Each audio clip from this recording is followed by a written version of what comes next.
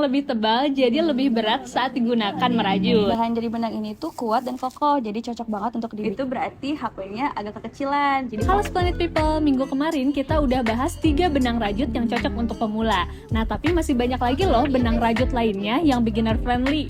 Ada apa aja sih? Yuk kita langsung bahas aja. Nah, benang selanjutnya ada polycherry. Benang ini tuh salah satu yang terbuat dari bahan sintetis karena dia tuh terbuat dari polyester. Bahan dari benang ini tuh kuat dan kokoh, jadi cocok banget untuk dibikin tas, dompet, ataupun dekorasi.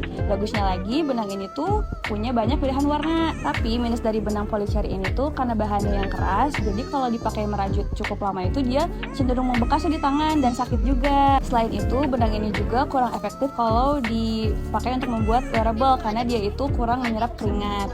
Contoh hasilnya seperti ini, keras kayak gini, jadi untuk wearable itu agak Cocok ya.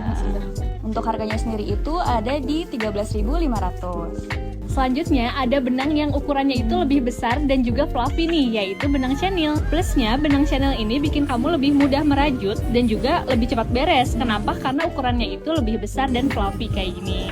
Tapi hal ini juga bisa berdampak negatif karena bahannya yang lebih tebal jadi lebih berat saat digunakan merajut. Terus kalau misalkan kamu merajut dalam jangka waktu lama itu juga bisa bikin tangan kamu agak pegel. Nah benang ini tuh cocok untuk produk wearable dan juga non wearable. Pakaian bisa, jadi boneka bisa, terus apa lagi ya? Selimut juga bisa.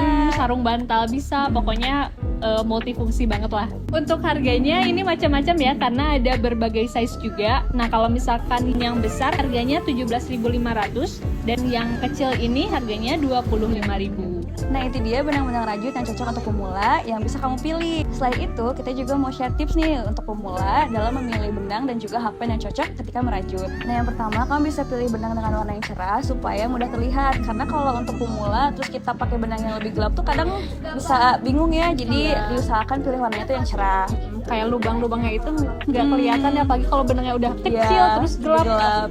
Nah kalau untuk ukurannya sendiri itu biasanya di masing-masing benangnya itu udah ada labelnya. Jadi kamu bisa lihat aja di bagian labelnya untuk sebagai patokan ya buat ukuran yang cocok untuk benang tersebut. Tapi kalau misalkan di label benangnya itu nggak ada, kamu bisa pakai cara ini untuk menentukan hakpen yang pas. Nah caranya itu kamu bisa pasin hakpen kamu dengan benangnya kayak gini. Ukuran hakpen yang cocok itu biasanya bagian ujungnya itu dia masih terlihat ya, jadi masih timbul.